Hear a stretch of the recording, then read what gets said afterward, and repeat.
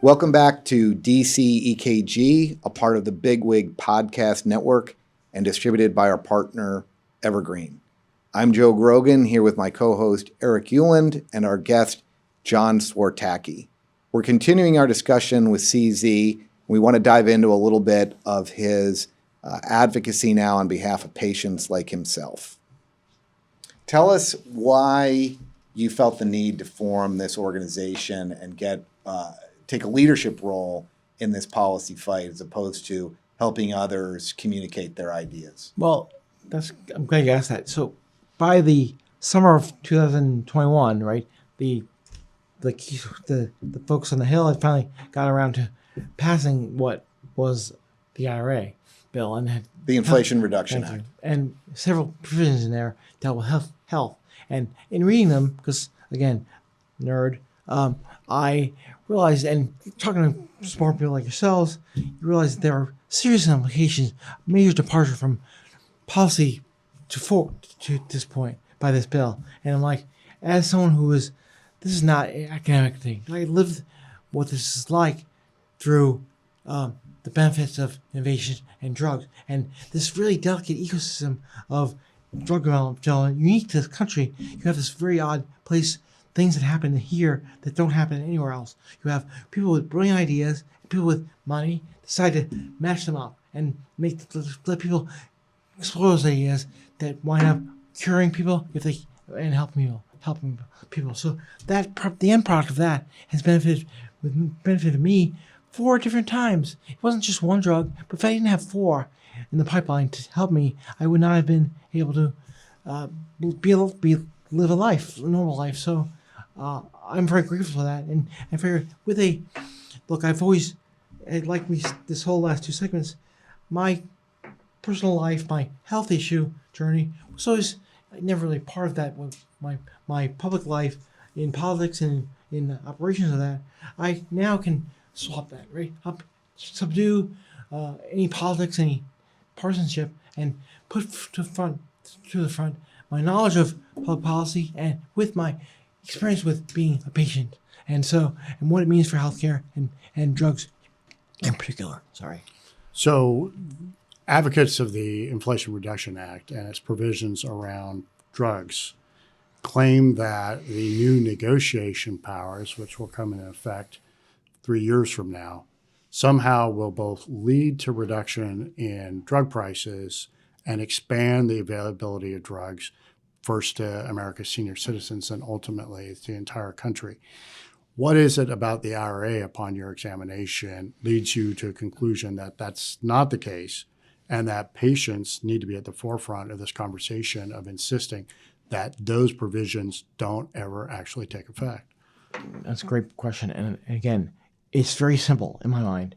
You have basically 40 years of consensus in this country, in this town, that says let's support innovation. In fact, we explicitly say government stay out of it because we know that the last thing this ecosystem needs is our mailing fingers. So the exclusionary rules, their efforts that were in the Orphan Drug Act, in Wax-Hatchman, cultivated a whole industry of cures, of miracles, I think, and moved us as a country in the mid-'80s from being behind Germany and France to being the lead. And now we lead the world in producing cures and accessing cures.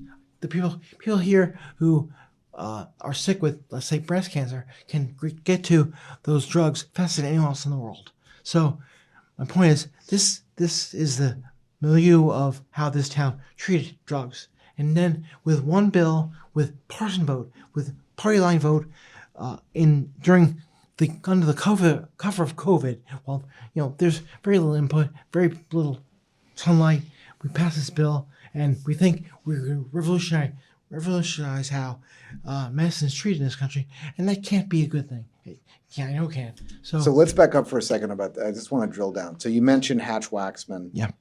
Orrin Hatch from Utah, Senator Henry Waxman, widely considered Republican, Democrat, right, liberal, conservative, and Waxman was a very, at the time, considered very liberal, if not an enemy of the innovator industry. At one point, asked a lot of hard questions.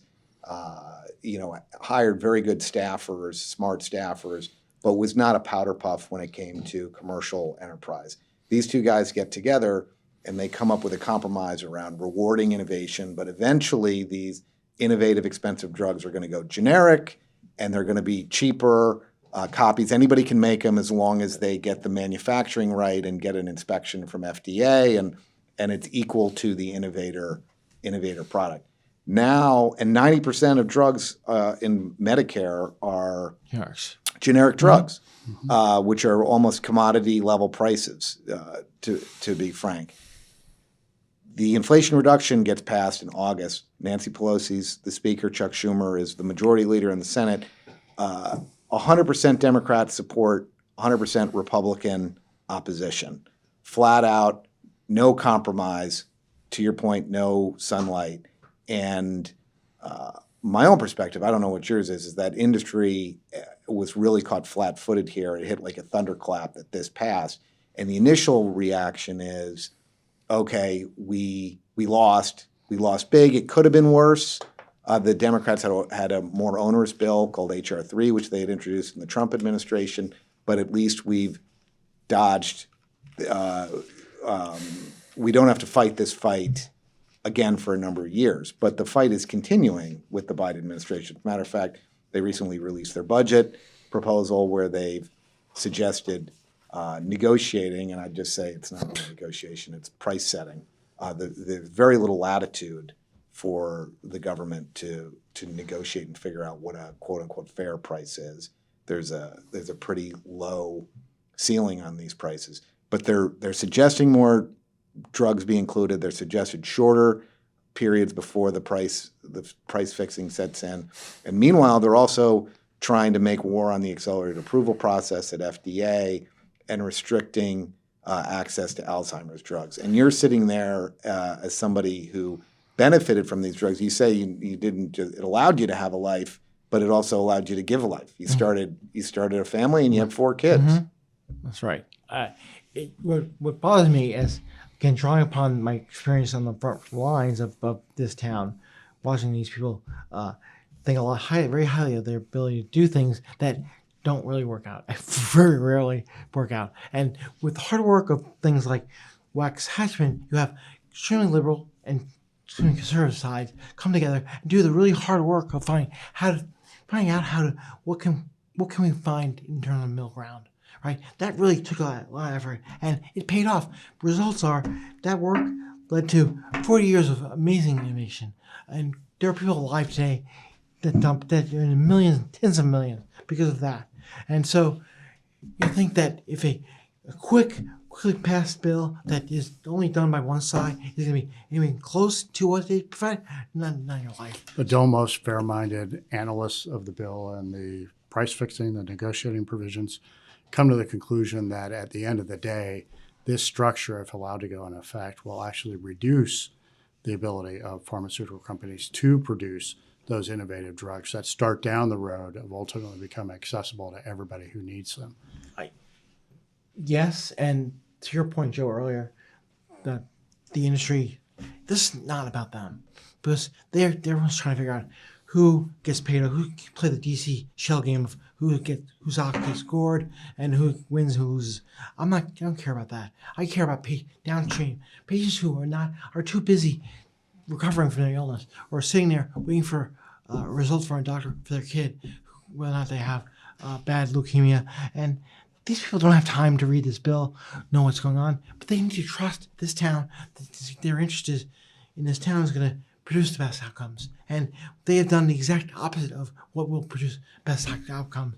The best outcome would be do the hard work of what actually the hard work that was done to produce it and the bills that followed for years was tough, but not quite as tough as the science that produced the breakthroughs, but at least it tried to step up, right? This, right now, the hard work of these innovations that are coming to fore, like the Alzheimer's drugs, like the stuff that's going to come out from CRISPR on sickle cell and cancers, all that hard work, incredibly hard work, in fact, earth-shattering, new novel, and the hard work that DC's putting in is, let's not pay for them. So tell us a little bit about the organization that you've created. You've had a partisan framework, a partisan bill that passes on a fast track process with the distraction of COVID. Now talk a little bit about the organization and as well how novel it is, how different it is to serve as the principal out behind the mic in front of the camera, rather than, as Joe said earlier, the individual who's advising people about what to say and how to behave. It's both easy and hard. It's easy because it's really nothing to do with me. But I do know that I could identify the fact that patients across the board, whether you have sickle cell anemia or you have CF, they all need to be advocated for. But this town bulk organizes all. Everyone cuts their own deal. So you have the MS Society, you've got the autism guys, you have all these people, they act like the special interests they track. So no one's speaking for all the patients, saying, stand up and say, look, we just want healthier people, want people to benefit across the board.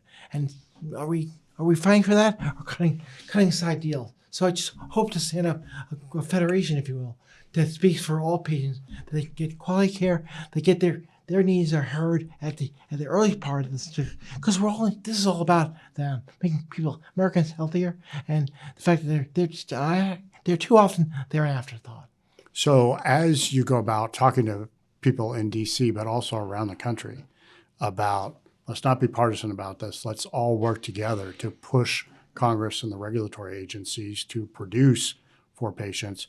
What's the take-up? What's the receptivity? Has there been a lot of support here after your launch last November? It's been, again, mostly, why has not anyone did this before? Like, people have their little, again, it's just groups that scratch various issues. It's just, but no one's speaking up for the overall betterment of patients downstream. So, again, do we want to have the system here in DC, which will create a best way to distribute public money to manage sick care, or do you want health care, healthier people? That's what is at stake. So it's not about shuffling deck chairs, but the people who are going to sit in those chairs. And as you go about preaching this message and getting this great receptivity, what, as a practical matter, are you going to be seeking from the executive branch, from the regulatory agencies, from Congress, to make sure that this vision actually is fulfilled? Well, I want to go as far as to say common sense, because I know this is in DC, but I want to basically say, look, earn the seat at the table. So if you're going to discuss issues that are going to affect patients downstream, I want to make sure that you're listening to patients, not just some pointy-head guy from pharma or from some other, from a payer, from insurer. So just think about who at the end of the day is going to benefit from this. So someone needs to represent those people. So I just want to, and by and large, I don't think very many people in this town who do this policy, and they're all very smart, but they actually can talk to, a guinea pig like me who's lived through the end result of what they've done or what they could do. So as someone who has, again, lived the benefit of having multiple drugs to attack his disease, it's important to see what the benefit can be in the real world. And look, I have stories about cost of drugs that are bad. There are bad actors that are really need to be rooted out. But I think that I don't care if a drug costs $1 trillion, right? If it's gonna, then the hard work is done by the innovators. Say, our job in DC should be challenge accepted. We'll figure this out. We've got to figure out how to pay for it. We'll make sure the people who took a chance are rewarded and get access to patients. And we'll figure out that part. That's our hard work. Now, no one wants to do that hard work. So you talk about challenge accepted. It is a big challenge to go from an advisor to a principal, to be the person whispering in the ear to the person, as mentioned earlier, talking in the mic. Tell me a little bit about how that transition feels to you as you get on radio, you get on TV, you drive social media with you as the prime spokesman and the principal messenger. Again, it's easy because in that role, it's in the old job, policymakers, they are entities in themselves. I'm interested in being a if you will, a proxy for all the millions of people who can't speak up, who don't know how to read legislation, don't know that an NPRM is or is not in effect. And so I have this basic knowledge. If I can carry, bring them along with me and be their voice in these dark places, I will do that. And so it's easy because it's not about me at all. It's about I'm trying to be a voice for the experiences I've had that I know have been had by millions. The dirty trick is here, Eric, that I say we're going to advocate on behalf of patients. Mm-hmm. Everyone is patient. They have been in the past, or they will be in the future. So, that's very true. And they may be self-hating or in denial about it. But I feel pretty passionate about being. It's not about wearing a red jersey or a blue jersey. About being one group or one treatment or one outcome, disease. It's about how will we all be a healthier country and community and getting us to that point, because we're all going to be there. And so, I think we can we're all on one team. It's all the same team. We are fighting illness. We all know we're at the end of the story where this goes, but we want to do what we can while we're here. CZ, that's, I think, a great place to stop. This has been a fascinating conversation. I want to thank you for joining Eric and I here at the DC EKG, part of the Bigwig Podcast Network, distributed by Evergreen. Before we break, I want to give everybody at home the website, which is survivorsforsolutions.org. And the Twitter handle is @HopeMattersMost. Again, this is Joe Grogan and Eric Ulen for DC EKG. Thanks, CZ, for joining us. Thank you. Thank you.